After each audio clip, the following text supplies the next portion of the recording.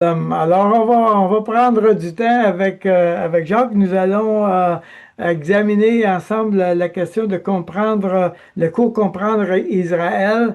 Jacques a donné une formation de 10 cours de 50 minutes. Puis, on voudrait vraiment que tu prennes du temps un peu, Jacques. C'est inespéré qu'on ait avec toi, que Ah, tu sois avec nous c'est un aujourd'hui. privilège. Et alors, Jacques. Ok, alors pour donner un résumé du cours, pour vous dire, cette étude, c'est en 10 sessions, a été écrite pour aider le croyant à comprendre le rôle unique d'Israël dans le plan de rédemption de Dieu et pour offrir des éclaircissements sur l'évangélisation auprès des Juifs. Maintenant, je sais que peut-être vous n'avez pas de Juifs dans là où vous êtes, mais ça va nous aider à prier pour les Juifs et aussi à comprendre ce qui se passe au Moyen-Orient. Au Moyen-Orient. Ainsi bien que, ayant récemment constaté au fait une ouverture incroyable du peuple juif. Vous savez, nous avons un groupe qui sort même 3 fois par semaine et il y a des juifs et pour la première fois qui prennent le Nouveau Testament avec eux à la maison et des juifs qui prient pour recevoir le Seigneur sur le trottoir même. Donc, il y a quelque chose là, une ouverture incroyable, d'accord? Alors même qu'il y a cette ouverture incroyable, il subsiste encore de nombreuses préoccupations et craintes qui les freinent dans leur démarche vers une compréhension véritable de l'identité, surtout de leur Messie. Et ils parlent beaucoup du Messie, surtout ces temps-ci. Ils disent le Messie va venir bientôt. Mais qui est ce Messie? Alors nous essayons de les amener vers la parole de Dieu. Et ce cours-là, c'est un cours aussi d'évangélisation vers les Juifs. Donc, et pourquoi une question importante. Pourquoi est-il important pour les croyants de comprendre qui est Israël? Vous savez, en parcourant les Écritures, nous voyons que juste le nom d'Israël est mentionné plus de 2500 fois et que son histoire s'étend de la Genèse jusqu'à l'Apocalypse et aussi au-delà. On parle au-delà du millénium, à l'état éternel où nous retrouvons le nom des 12 tribus d'Israël gravées sur les 12 portes du ciel appelées la Nouvelle Jérusalem. La Nouvelle Jérusalem, c'est le nom du paradis. Et plus de 200 fois dans la Bible, Dieu est appelé le Dieu d'Israël. Les deux dernières mentions chronologiques apparaissent d'abord lorsque Yeshua guérit les boiteux, les aveugles, les muets dans Matthieu 15 et aussi dans le livre des Actes, chapitre 13. De plus, cette étude va nous aider à éviter deux extrêmes courants que nous observons souvent. Le premier consiste à développer une aversion, voire même une haine envers le peuple juif. Ce qui, hélas, est l'issue la plus fréquente. D'accord? Et la seconde consiste à ne pas les surestimer, d'accord, en les considérant comme une sorte de super race, ce qui ne peut nous empêcher de les évangéliser pensant qu'ils possèdent déjà tout. Il est clair qu'aucune de ces positions n'est souhaitable. Mais ils ont besoin de nos prières, surtout en ce temps-ci. Ils ont besoin d'écouter la parole, surtout en ce temps-ci. Et l'importance du miracle d'Israël, parce que c'est comme ça que Jean appelle Israël dans Apocalypse chapitre 12, où il va nous donner une idée, ou du moins une conclusion, si vous voulez, de l'histoire d'Israël. Ce miracle peut se voir dans le nombre de juifs dans le monde. Combien est-ce que vous pensez qu'il y a de juifs dans le monde? Les Juifs constituent aujourd'hui un groupe très restreint. Ils représentent seulement 2% de la population mondiale. Et pourtant, tout est visé vers les Juifs eux-mêmes. On parle par exemple de ce qui se passe à Gaza dans les nouvelles sans arrêt, mais il y a des millions de d'autres personnes qui sont en train de mourir de faim, mais on n'en parle pas du tout. Ils sont quasiment vers Israël eux-mêmes. Et le fait qu'ils soient un petit nombre, il correspond à la prophétie de Moïse dans deux prophéties qu'il a données, Deutéronome 28 et Lévitique 26. Et dans Deutéronome 28, 62, il dit, vous serez laissé un petit nombre. Un petit nombre, mais qui va exercer quand même une influence incroyable dans le monde. Et nous savons, par exemple, ce genre d'influence, par exemple, prenons les prix Nobel, on en parle dans le cours, sur 965 prix Nobel discernés depuis 1900, 1901 plus exactement, toutes catégories confondu, 22% des lauréates étaient juifs. Quand même, ils sont moins de 1% de la population. Euh, Aussi, on peut aussi, Daniel, je vais te laisser parler si tu veux de ce que nous avons, de ce que tu as fait d'ailleurs. Tu as fait un très bon travail de mettre tout le cours ensemble. Vous allez pouvoir, on peut passer à travers la table des matières. Vous-même pouvez passer à travers la table des matières. Et ce qui est important, c'est que nous allons voir aussi la définition du juif. D'accord, le juif. euh, c'est qui est le juif? Vous savez qu'en Israël, même en ce moment, ils ne peuvent pas, ils ont de la difficulté à définir un juif. Pourquoi? Parce qu'ils ne veulent pas aller vers la parole de Dieu. D'accord? Alors, c'est là on rentre, le chrétien rentre là-dedans et commence à poser des questions aux juifs. Par exemple, comment est-ce qu'on définit un juif? Qui est le juif? Et ainsi de suite. Toutes ces choses-là sont dans le cours. Je te laisse, Daniel, si tu veux parler de ah ben, la table des matières. On t'entend pas, Daniel. Daniel, on OK, t'entend OK, pas. maintenant on m'entend. OK, Ouais. OK. Alors, non, je vais dérouler au fur et à mesure et tu pourras intervenir, Jacques, pour clarifier des choses en même temps. Alors, juste pour dire, le cours est en anglais, mais vous savez, maintenant, avec YouTube, il y a un doublage en français est excellent. Donc, ça roule, ça va assez bien. Jacques, peut-être nous dire, tu l'as donné cette formation-là dans le cours, dans le contexte d'un camp juif, n'est-ce pas? Un camp Ouais, missionnaire. c'est ça. J'avais donné une première fois dans ben, c'était plutôt une école biblique messianique au camp Shoshana. Ça faisait quelques années. Là, j'ai changé beaucoup de choses là-dedans et je l'ai donné cet été au camp Shoshana, qui est pas très loin d'ici, enfin de Montréal. C'est un camp très intense d'études bibliques. C'était en 10 sessions. Oui. OK. Alors, nous avons,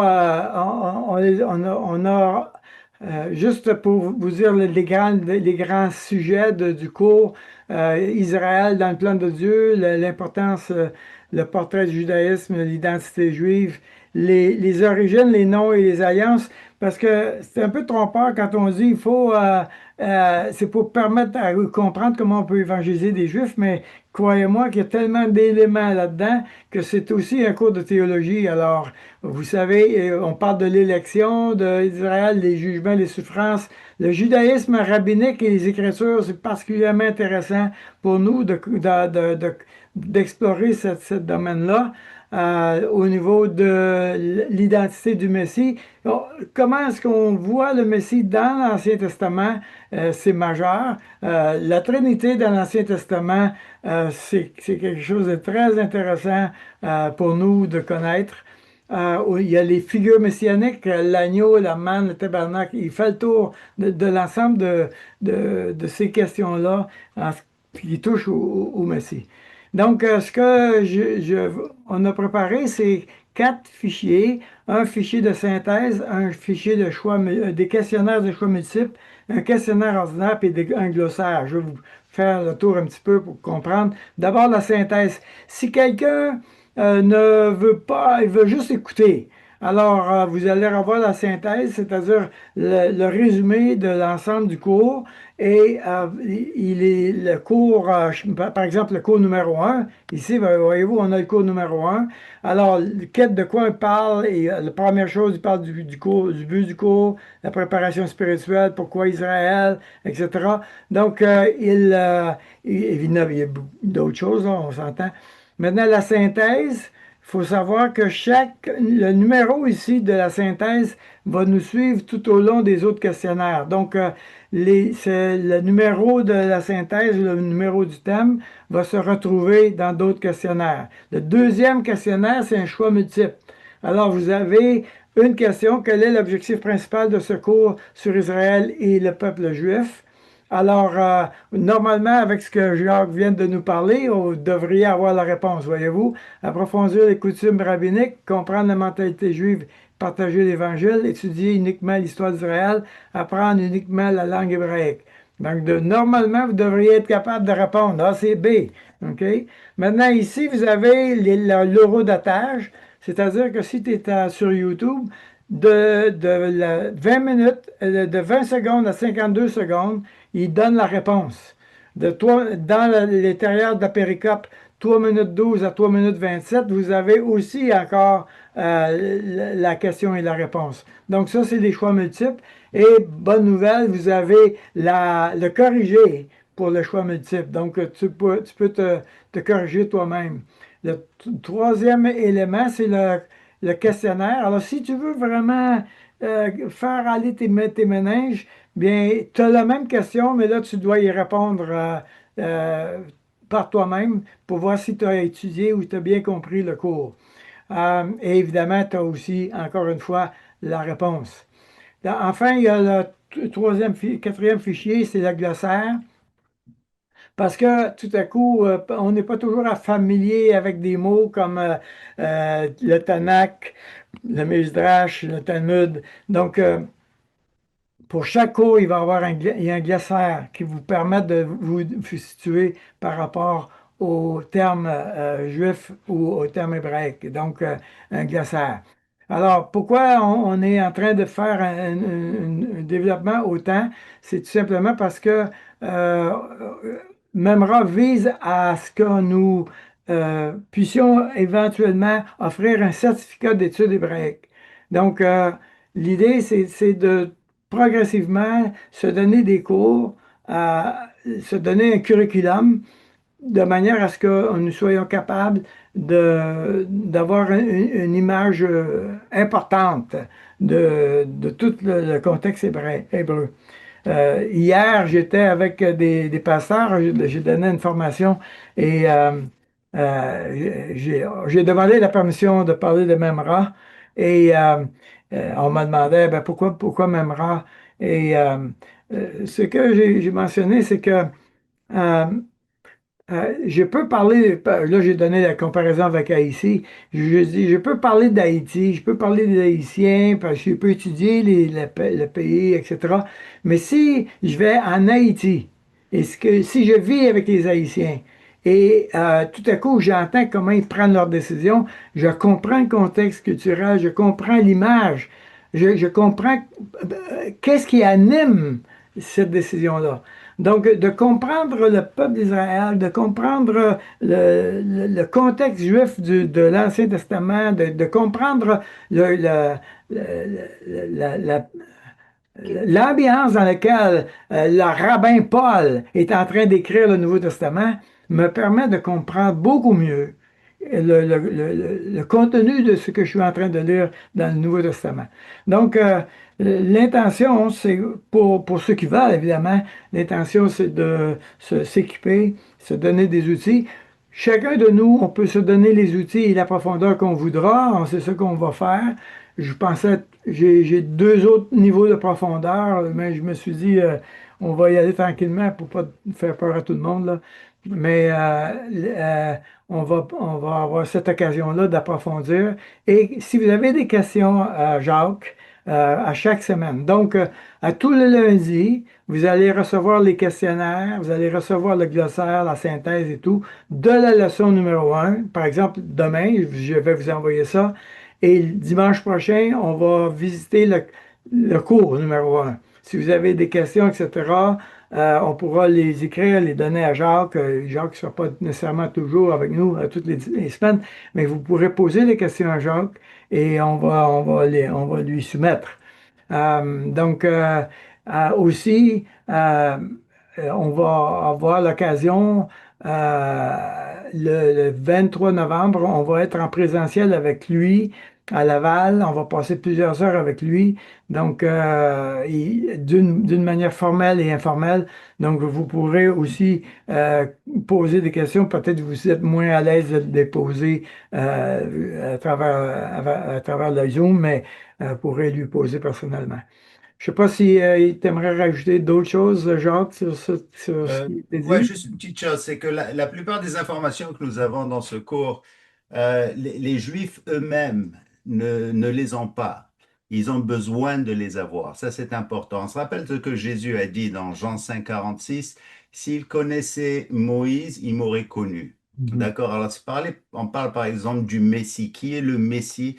Il y a tellement de théories. Il y avait justement quelqu'un qui a écrit un livre, il dit, je suis embarrassé de voir que mon peuple n'a pas de théorie formelle, mais pourtant le Messie, l'origine de la connaissance du Messie est dans la parole de Dieu. Donc notre rôle en tant que chrétien, c'est de le ramener dans la parole de Dieu quand on leur parle de certains du Messie, quand on leur parle du Juif, quand on leur parle d'Israël. C'est là où l'origine est. Donc c'est pour ça que nous donnons des Bibles à toutes les semaines aux Juifs pour qu'ils puissent retourner dans leurs racines. Donc, c'est pas la racine du Juif seulement, c'est la racine de toute personne, juif et gentil, de retourner vers notre Dieu à nous.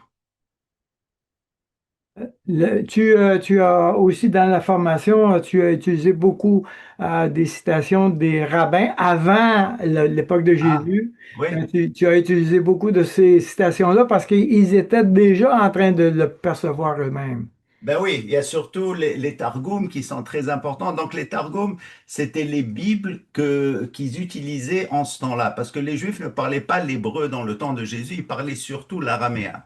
Alors surtout après la déportation en 586, le temps où Jésus dit c'était le commencement des temps des gentils. Donc les Juifs, eux, parlaient l'araméen, ils avaient traduit la Bible en araméen. Et dans ces Bibles-là, ce qui ne sont pas vraiment des traductions littérales, mais plutôt des paraphrases des fois là-dedans. Alors quand il parle par exemple d'Ésaïe 53, alors un chapitre qui parle de Jésus, très clairement, pour nous bien sûr, les rabbins modernes ils disent non, c'est pas Jésus, c'est pas le Messie, c'est Israël.